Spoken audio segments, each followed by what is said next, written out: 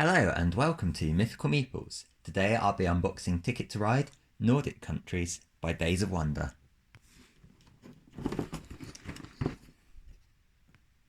Ticket to Ride Nordic Countries is designed specifically for 2 or 3 players and is just as easy to learn as the other variants. Within the box you get one board map of the Nordic countries, 120 coloured train cards, 110 train card cards, 46 destination tickets, 1 Globetrotter bonus card, 3 wooden scoring markers, 1 rules booklet, and 1 Days of Wonder online access number. So let's have a quick read of what it says on the back here.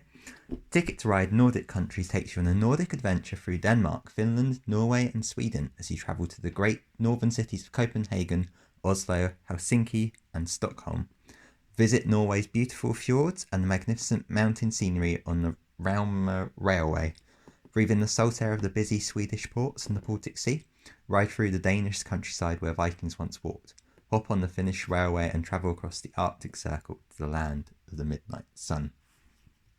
So for those of you who've never played a Ticket to Ride game, in Ticket to Ride you want to collect different coloured cards, which you can see here, of various trains. You use these to then build up your own trains on the routes here, and you create connections between various cities. So for instance, Bergen and Murmansk, for example. The cities you're connected are on your ticket cards, and these vary for each player. Every player has the same deck that they're drawing from, but each player will have different goals that they're working towards, and it will change every single game. Now let's have a look inside. So inside you can see here we've got the rules booklet, and you've also got the Days of Wonder, so this sort of talks you through some of the other games. You can see you've got Ticket to Ride America, Europe, First Journey, Nordic Countries, Rails and Sails, Track Switcher, and then you've got a whole load of other ones over here as well. Not to mention some smaller versions as well. You've got World of Warcraft, Small World, Memoir 44, and 5 tribes as well. So here you've got the rules, you've got the components, which are on the back, which we've been through, setting up the game turn, train car cards, claiming routes, ferries and tunnels. You've got the scoring table, drawing destination cards, game end and calculating scores. So your turn is made up of 3 different steps. So you either draw train cards, which are the colourful ones, which you can see here. You can claim a route, which is where you play a number of these equal to the number of spaces on the route. Or you can draw destination tickets, which are the routes you're trying to get. So as I mentioned before, between, for instance, Bergen and Murmansk. You've got a few different routes as well. So ferries and tunnels make you do slightly different things on your routes as well, making it a little bit harder. At the end of the game, you add up all of the points you scored throughout the game. So you've got a little scoreboard around the edge of the board, and you add up all of the ticket destinations that you've got as well. If you fail to get them, you then subtract them instead. So let's have a look at the board. This is really, really beautiful.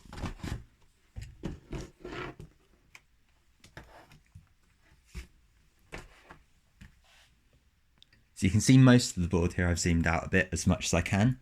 Around the edge here, you've got the scoreboard, and you can see the different cities and the various routes that you can take. Some of them have doubles, some of them have singles. 2 players, you have to have different players on the different routes usually. And yeah, I just love the artwork and the colours they've gone for. It's really, really beautiful, really well designed. So now we've had a look at the board. Here are the different components we've got left. So you've got your various trains. So you've got black, white and purple. We'll take a look at the purple ones on the basis that they should be easiest to see on the camera. So you can see you've just got these little trains and you have 40 of these each. You've got your little wooden scoring tokens. So again, you've got white, purple, or black, depending which colour you've got. And you can see here the different cards. So we've got 3 different decks of cards.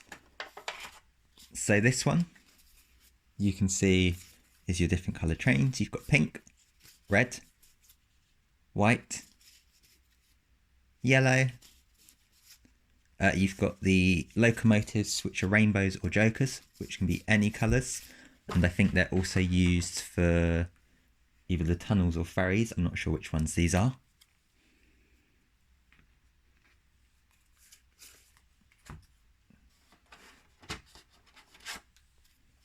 You've got your second deck of cards, which has all of your, has another locomotive randomly on the top there. And then you've got all your different routes. So for instance, Aarhus to Lillehammer. I'm probably butchering the pronunciations. Bergen to Copenhagen, so Copenhagen I assume. Bergen to Narvik. So you can see there's a lot of Bergen in here.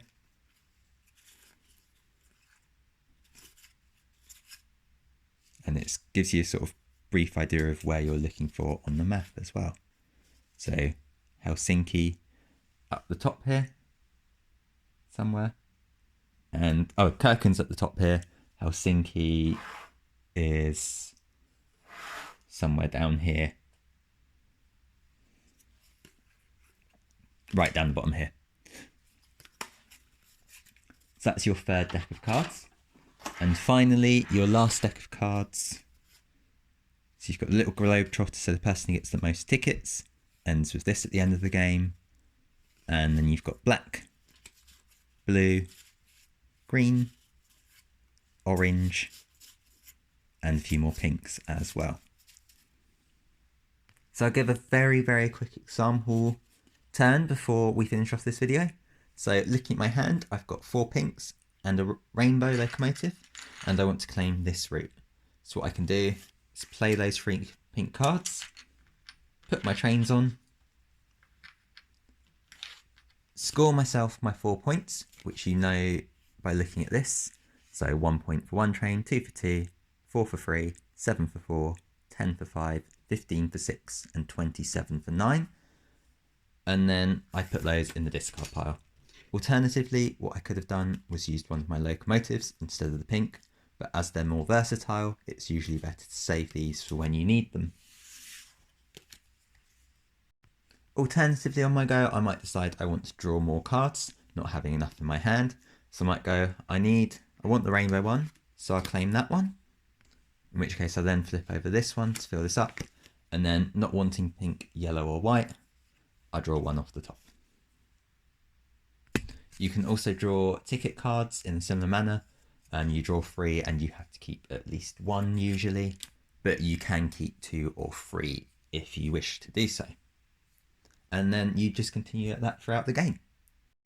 So that is it for this unboxing and brief sort of rules overview. There are a few other rules I haven't mentioned, like tunnels and ferries, but if you pick up your own version, you'll find out more about them anyway. But I hope you enjoyed this video. If you did, don't forget to like, comment, subscribe. This helps me grow as a channel and be seen by more people. And it's nice to hear your feedback in the comments as well. If you want to support me in other ways as well, you can become a member of Mythical Meeples or support me on Patreon. There's links in the description below for both of those, where you'll gain access to extra content, sneak previews, and behind the scenes. And thank you again for watching, and I will see you in the next one. Bye for now.